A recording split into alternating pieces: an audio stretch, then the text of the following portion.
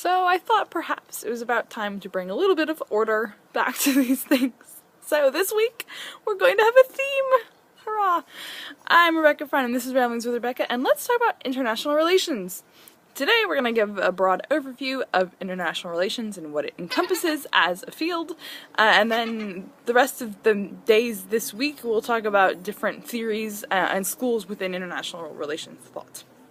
So, international relations. The relations between and among countries. I know. Who would have thought? However, this includes sovereign states, as well as intergovernmental organizations, IGOs, United Nations being probably, the most well-known of those, but also like WTO, the World Trade Organization, similar things. International NGOs, so groups and bodies like Doctors Without Borders, Heifer International, generally the big charities are the most well-known of these. And then also multinational corporations, so private companies that are doing work and have maybe headquarters in multiple countries and that kind of thing. International relations is an academic and a public policy field. What this means is that it is something that can, be this, potentially unbiased study of the relationships between states, but it can also be a prescriptive or a normative field through public policy by which people are actually saying what should be happening, not just describing what is happening. So both descriptive and prescriptive. It has been recognized as its own academic field since the beginning of the 20th century. It's kind of a subfield in political science, but of course it's very interdisciplinary in nature since it incorporates things like economics, law, philosophy, geography, sociology, anthropology, those kind of things.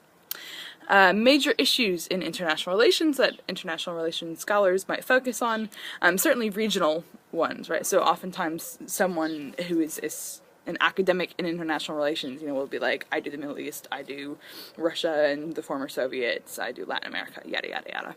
But then also there's probably some kind of issue focus as well. Today, the big trendy ones would be things like globalization, the role of state sovereignty, particularly in regards to interventions, security, both nation-state security and human security, so at different scalar levels, the environment, nuclear proliferation, finances, terrorism, crime, human rights, which go a lot into the intervention piece. And here we go, a few words on sovereign state and what that actually means. Generally, we just say country when we're talking. Country actually is not the same in an international relations standpoint as sovereign state.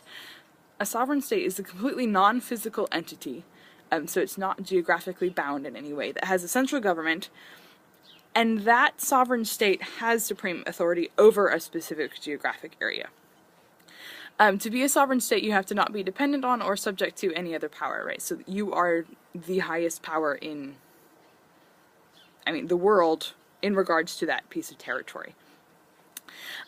Generally speaking, sovereign states need recognition in order to engage in diplomatic relations with other sovereign states.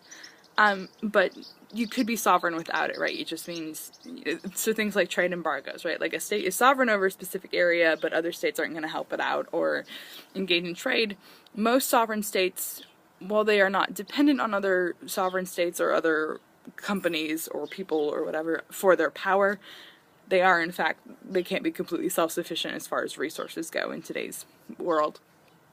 So international relations, so the dependency thing is really an issue of where your power comes from and what you rely on.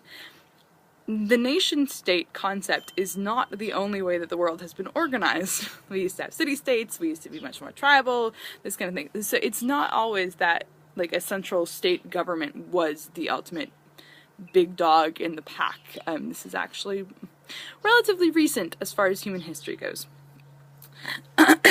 And then technically country is not the same as a sovereign state. For example, England. I'm currently living in England. That's the country I'm living in, but it's not actually the sovereign state I'm living in, because England, Wales, Northern Ireland, and Scotland are all countries within the sovereign state of the United Kingdom. So country refers to the geographical area and kind of like the group of people, where sovereign state actually refers to the level of government and authority.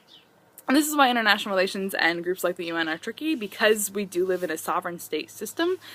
States are the main power, and other states cannot interfere without breaking sovereignty unless the state says they're allowed to.